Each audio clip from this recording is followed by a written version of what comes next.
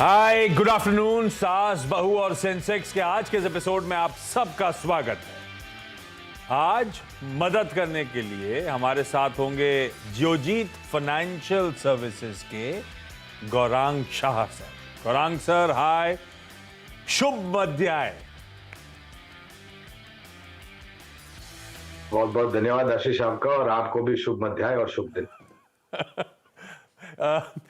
रोज सुबह मिलते गौरांग सर तो मैं गुड मॉर्निंग तो हो जाती है हिंदी में, आज आफ्टरनून में मुलाकात होनी थी तो फटाफट पता करा भाई।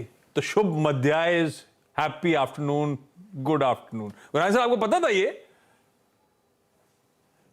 थोड़ा बहुत ज्ञान है हिंदी के बारे में आशीष, ये पता था हमें, लेकिन शुभ मध्याय जब हम कभी किसी को बोलते हैं या विश करते हैं तो लोग थोड़ा संकोच हो जाता है उनको कि क्या बोल दिया, इसलिए शुभ दिन ज्यादातर लोग समझते हैं, इसलिए हम शुभ दिन का ही प्रयोग करते हैं। हाँ, शुभ दिन गौरांग सर आपको, इनफैक्ट आप सभी को जो जुड़े हुए हैं। Toll free number, WhatsApp number, Twitter ID screen पर आएंगी, रीच आउट करिए। इस हफ्ते तो नहीं, अब अगले हफ्ते जब रिज्यूम करेंगे सास वो सेंसेक्स, तो कोशिश होगी आप लोग की ज्यादा से ज्यादा क्वेरीज हम लोग फिर से एड्रेस कर सकें। बाजार लेकर आइए स्क्रीन पर, बढ़िया घूमे हम निचले स्तरों से। आज दिन के लोस थे 774 के। हम बार बार उन इंपॉर्टेंट सपोर्ट लेवल्स पे जाके थम रहे हैं, वहां पे वैसे उन लेवल्स को टेस्ट करने की बार बार कोशिश भी कर रहे हैं। कर हमने इंपॉर्टेंट लेवल्स ब्रीच भी करे थे, लेकिन गिव एंड टेक हमने बच गए थे। 760 761 के लेवल से कल भारतीय बाजार घूमे, और आज भी 774 के आसपास के जोन से, उन्हीं इंपॉर्टेंट 750 से 750 के जोन से फिर भारतीय बाजार घूमते हो। और क्या घूमे, अब हम इस समय इनफैक्ट 25-26 पॉइंट निफ्टी में ऊपर कामकाज करते हुए आपको नजर आएंगे। डेज लो से रिकवरी वाला दिखाइए डॉक्टर साहब। 25 पॉइंट उधर और 50 पॉइंट के आसपास दिन के लो से निफ्टी रिकवर करता हुआ आपको नजर आएगा। बढ़िया मूव दिखा रहे हैं। 50 पॉइंट क्यों, सॉरी 80 हो गया ये। 80 इधर और 25 उधर, 100 पॉइंट से ज्यादा की रिकवरी इंट्राडे में निफ्टी डिलीवर करता हुआ इस समय। और ये तब हो रहा है जब यूएस के बाजार, अभी तक हम लोग ग्लोबल क्यूज पे बहुत ज्यादा रिएक्ट नहीं कर रहे थे। कल जब स्लिप हो रहे थे तो ग्लोब फ्लैट था, फिर भी हम प्रेशर में थे। और इस समय यूएस के फ्यूचर्स दबाव में हम, लेकिन एक बढ़िया रिकवरी ट्रेड इस समय प्ले आउट होता हुआ देख रहे हैं। आज सुबह मेंशन भी कर रहा था, एक बड़े हेज फंड की सेलिंग एंटिसिपेटेड था कि अब खत्म होने की कगार पे है।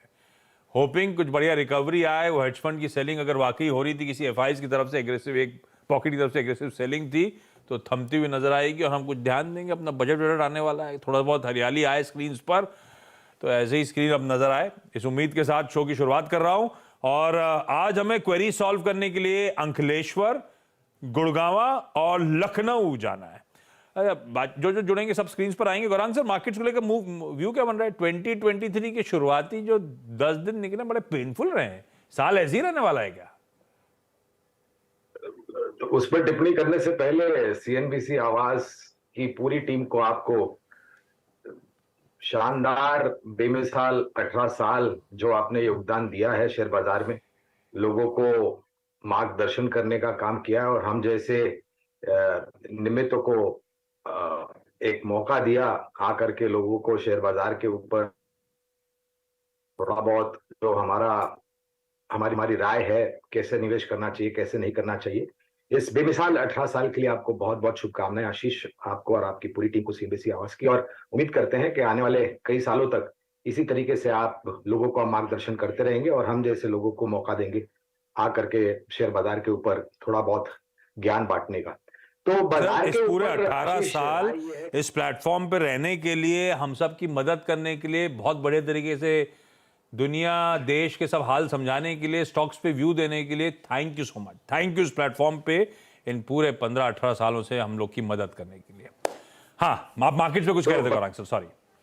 तो बाजार के ऊपर राय है आशीष की, थोड़ी बहुत उठापटक होगी, और हमने कल ही बाजार के ऊपर एक आउटलुक दिया था, और हमने कहा था कि 17,800 का स्तर हमने कई बार छुआ है। अक्टूबर 2022, सितंबर 2022, दिसंबर 2022, इस महीने भी हमने कई बार गए। आज हालांकि वो स्तर तोड़ के हम फिर से ऊपर की तरफ आए हैं, तो ये 17,800 के आसपास मेरे ख्याल से थोड़ी बहुत असमंजस परिस्थिति हो सकती है। नतीजे आ रहे हैं, आप जैसे जिक्र कर रहे थे, बजट है, लेकिन यहाँ से जो मौजूदा परिस्थिति है उसको ध्यान में रखते हुए हमें नहीं लगता है कि बहुत बड़ा डाउन साइड नीचे की तरफ हो। जब भी ऐसी गिरावट आती है तो लंबी अवधि के लिए अच्छे कंपनियों में सक्षम रूप से एक अनुशासन रख करके निवेश करना चाहिए। इसी तरीके से पोर्टफोलियो बढ़ता है।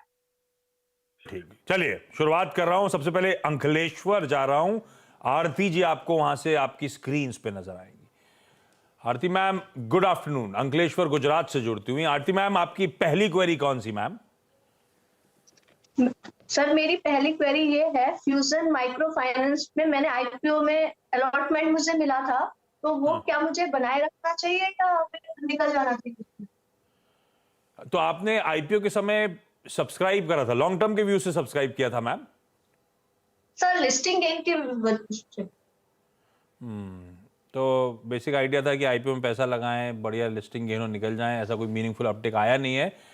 फ्यूजन आज सुबह मेरे ख्याल से समीर अरोड़ा साहब ने कुछ स्टॉक्स मेंशन करे थे, मुझे याद नहीं आ रहा, उसमें शायद फ्यूजन भी था। वो कह रहे थे हीलियस ने, हमने तो कुछ नए रिसेंट आईपीओ के वैल्यूएशन तो अट्रैक्टिव हो चले तो हम एक्यूमुलेट कर रहे हैं। खैर Gaurang sir, Fusion Micro Finance Aarti ji ने लिया तो बेसिक आइडिया था कि लिस्टिंग पॉप में लेगा, निकल जाऊंगी, पर ऐसा कुछ दिक्कत नहीं है। अभी भी इनके एक्विजिशन कॉस्ट के 20 रुपए ऊपर चल ही रहा है स्टॉक। कैसा है ये कंपनी, रखनी है लॉन्ग टर्म के लिए क्या? तो आशीष देखिए, सबसे पहले तो अगर आपने सिर्फ लिस्टिंग गेन्स के लिए कहीं भी निवेश किया हो किसी भी आईपीओ में, तो ये आपका कर्तव्य बनता है कि अगर आपको जो भी मिलता है या नहीं भी मिलता है तो आपको अपने समझदारी से काम करना चाहिए। ये जरूरी नहीं है कि अगर आप निवेशित रहते हैं तो आपको लंबी अवधि में मुनाफा मिल सकता है। कंपनी के कामकाज के ऊपर काफी निर्भर करता है, और ये कंपनी माइक्रो फाइनेंस से जुड़ी हुई है।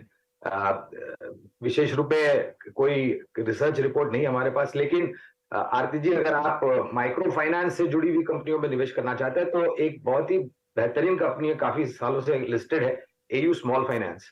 यहाँ पर अगर आप चाहें तो परिवर्तन कर सकते हैं, लेकिन हमेशा ध्यान रखिए, अगर आपने केवल मात्र लिस्टिंग गेन्स के हिसाब से ही किसी भी आईपीओ में पैसा लगाया है तो आपको थोड़ी बहुत समझदारी से काम करना चाहिए। और अगर आपको लिस्टिंग गेन्स नहीं भी मिलता है तो आप वहां पर थोड़ा बहुत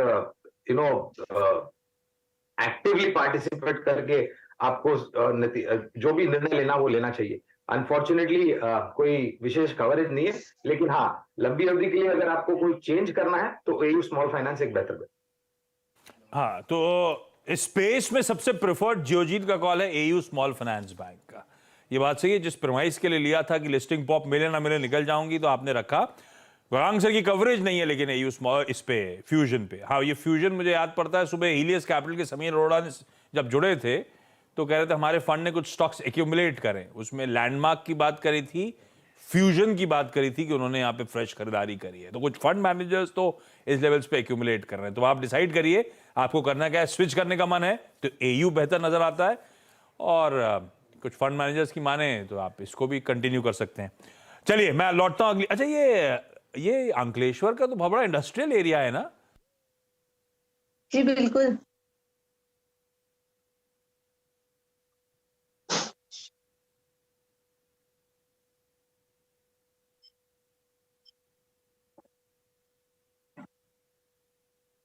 आपकी स्क्रीन पे नजर आएंगी Swati ma'am. Hi, good afternoon ma'am. Swati ma'am, पहली ज्यादा इंपॉर्टेंट क्वेरी कौन सी?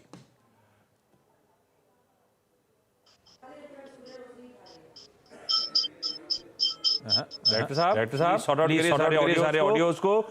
लखनऊ से जागृति लखमनी आपको आपकी स्क्रीन पे नजर आएंगी। जागृति मैम, गुड आफ्टरनून। होपिंग आप तक आवाज पहुंच रही है बढ़िया तरीके से।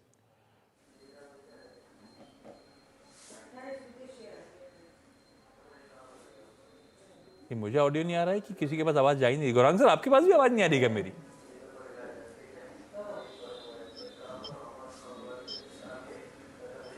यार मेरी तो आवाज किसी के पास नहीं जा रही है।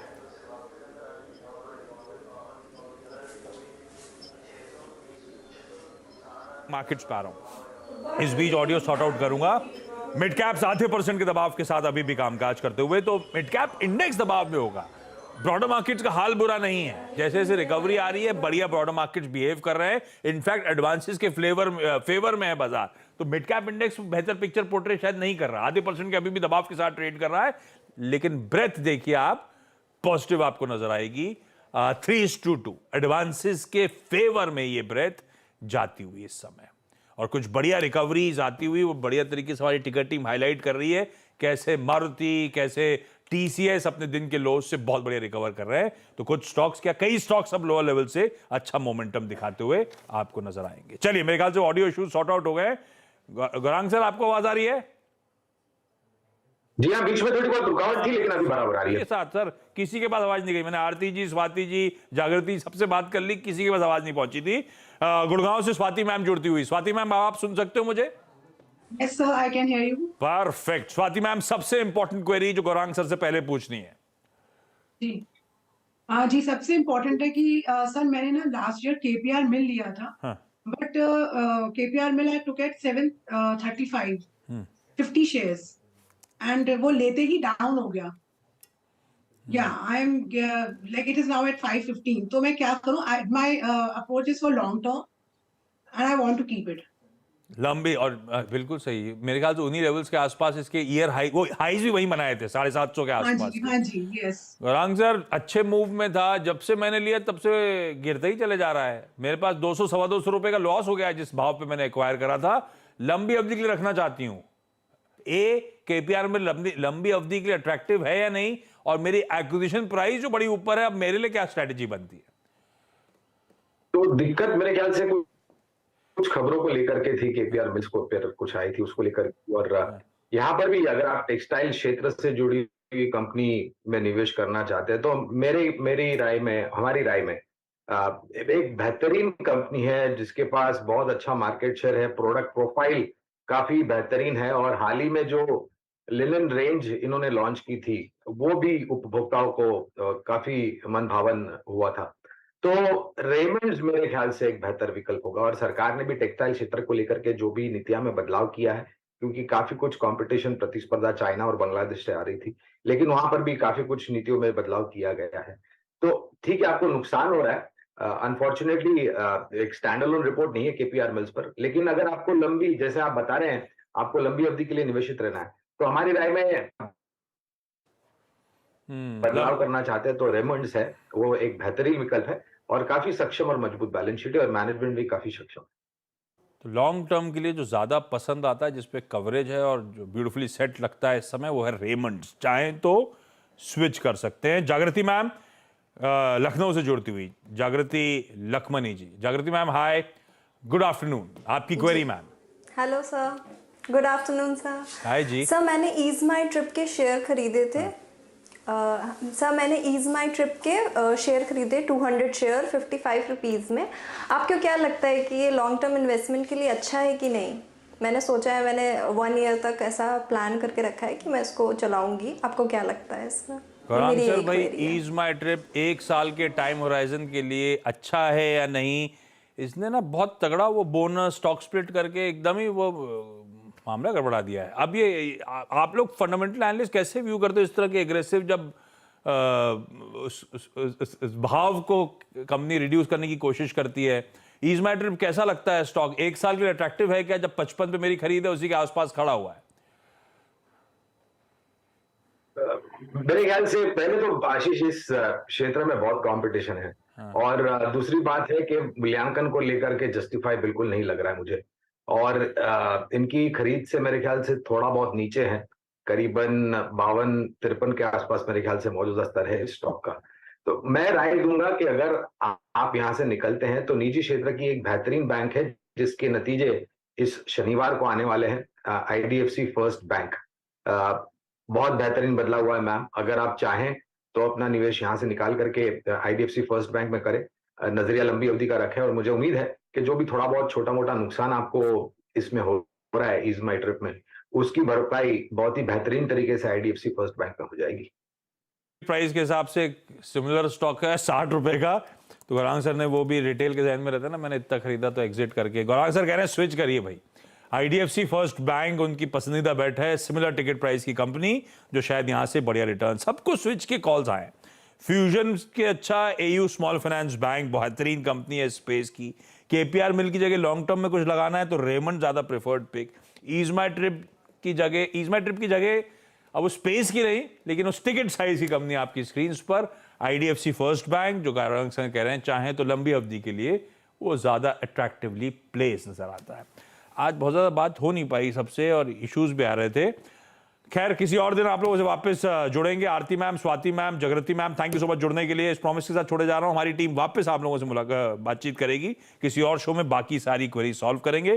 Gaurang sir, thank you so much जुड़ने के लिए, थैंक यू सो मच उन काइंड वर्ड्स के लिए, और thank you so much CNBC आवाज के साथ इतने सालों से जुड़े रहने के लिए। ब्रेक ले रहा हूं, ब्रेक के उस पार एक क्विक मार्केट चेक।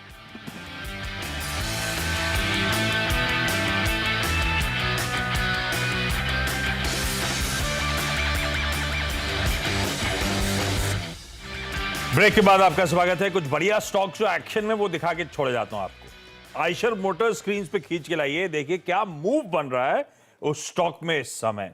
मेरे ख्याल से पिछले कुछ समय में 1.5% के आसपास का मूव, लाल से बढ़िया हरे में आता हुआ। ITC फाइनली हरकत दिखा रहा है कुछ दिनों के कंसोलिडेशन के बाद। 1% के आसपास का उछाल, जैसे आइशर मोटर्स नजर आया वैसे ITC का चार्ट देखिए क्या दिन के हाईस पे मूव कर रहा है। HUL इस समय 1.25% का गेन है, और सारे गेन्स लार्जली पिछले आधे पौन घंटे में आपको नजर आएंगे HUL के। ये देखिए अच्छे मूव्स कई सारे स्टॉक्स बनाते हुए।